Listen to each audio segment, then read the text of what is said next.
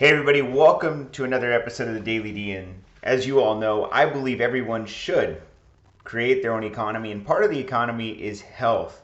I believe there's four components or parts of an economy. There's health, there's wealth, there's your values and principles, and your legacy that you leave behind.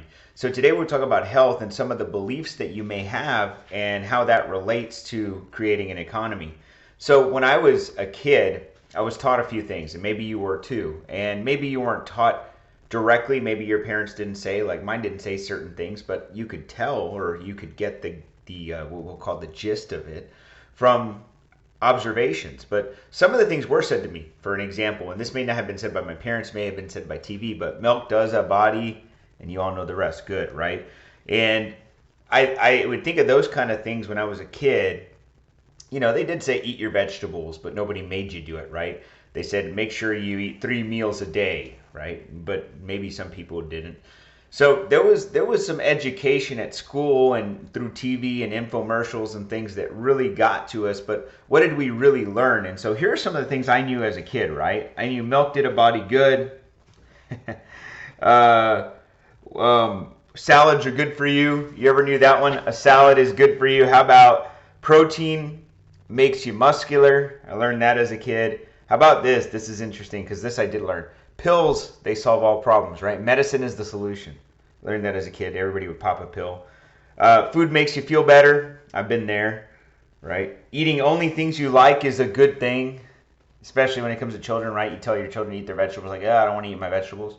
You know, I believe something, by the way, there that when you allow a child to eat what they want to eat as opposed to what they need to eat, as opposed to what you're doing is you're giving in, and that makes you lazy as a parent. Honest to God, because this is a challenging part for you, because you remember, for an example, if a dog goes inside, like uses the restroom on the floor, you don't just clean it up and say, I hope they don't do that again. You actually have to teach them. And you teach them through positive reinforcement.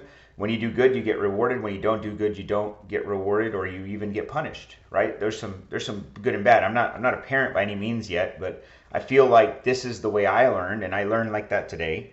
Um, doing cardio is going to make you lose a ton of weight. And if you lift weights, you're going to get real big, so don't lift weights, right?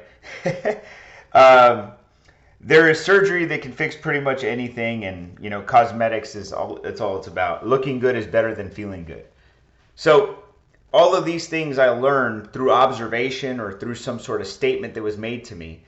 And I look back on those and ask myself which ones are right and which ones are wrong. And honestly, as I look back and from what I learned over the years, all of them were wrong.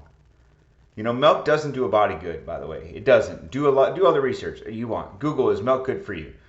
And don't just look at the ones that from the dairy companies. Look at the scientists that teach that milk is not good for your body. It's just not. It's processed, it's filtered, it's got additives, it's got preservatives, it's not raw in its nature, it will harm your body. Right? Eating only salads, just a salad, is not enough because you cover it with dressing.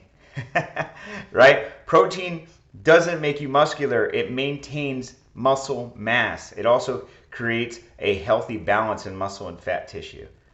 See, these are things that I learned. Oh, you only want to eat protein if you want to get big. Or you only lift weights when you want to get muscular. No, lifting weights actually burns more fat, more calories than going for a run. Right? Cardio isn't the solution. Medicine. You know, I think about, 200 years ago, 300 years ago, 400 years ago, when people really were starting to understand that there's emotions and feelings and pain, but there was no solutions like pop this pill and you'll feel better back then. And I believe that popping medicine is not the solution for most problems, although I do take an occasional pain medicine or an occasional something. I'm not saying I'm against these things, but you have to understand that medicine isn't the solution. In health, for a healthy person, medicine's not going to be the solution. It's good nutrition, it's good activities, it's proper stretching and proper development of your body, right? It's through meditation, and there's a lot of things that you can do that don't require medicine. But many people use medicine. Why? Because it's a shortcut. So let me kind of give you why I wanted to share this with you, because many of us have pre-diagnosed, if you will, beliefs. Not diagnosed, pre-asserted beliefs. And in a good economy today, in your own personal economy, you have to understand that the belief systems that you've had in the past can't be the belief systems for the future. It just can't. And it won't, because if we do believe that everything can be solved through surgery, then what makes us take care of ourselves? If we believe that the reason that the only way we can get rid of a headache is by popping a pill, it's never going to go away. Like, this is a solution that you can't medicate. You see, controlling your own economy says, I don't need the pills, I don't need the surgery. I know what to eat, I know where to shop for food, right? I know what's healthy and I know what's unhealthy. And you do that through research, through education, through a good understanding of health. And if you don't have that, what happens is, not only are you doing bad for your own current economy, your own current health, you're actually pushing that to your legacy zone. And the legacy zone is what you leave behind. Well, what if part of your legacy is your children and your kin, and you're teaching them bad habits? What if, by the way, you don't feel good enough to get up to go make money in your wealth? And what if you forgive or you forget about your value systems and principles because your emotions take over and you eat hot Cheetos? You see, I believe everything affects everything, right? There's not one thing that's independent in an economy. They all affect each other. But I know that we've been built, or been not even programmed, it's not built, programmed with all of these belief systems that in most cases are very inaccurate. They were built upon sales. Think about this. Who wants you to take drugs? The drug company. Who wants you to drink milk? The dairy farmers, right? The people that sell dairy. Who wants you to eat salads? You know what I mean? Like, who's pushing you these things? You see, we're all referenced every day, in some ways sold towards these ideas, but really the honest truth is you've got to make an educated decision that impacts your economy, not theirs. Because every time that you give your money away to somebody to buy the milk, to buy the protein, to buy the salad, to buy the medicine, you're actually giving them control of their economy and not yours. You get it? You're building theirs, not yours. Every time you make a decision not to do something, these belief systems that you have, you need to challenge them. You got to challenge them. Does it make sense? Should we do this? Should we buy these things? And I want you to think about this, because it's not only impacting your current economy, it's the future legacy economy that you're leaving. Because I have seen, just to be clear, I'm looking at it, and this while I was writing my notes today, I kept on thinking, I see so many parents tell their kids, well, you don't have to eat that. I'll make you something special, right? Oh, no, you don't eat those? Oh, it's okay. Like, we don't need to do that. We can't make those things because mijo or mija doesn't eat that.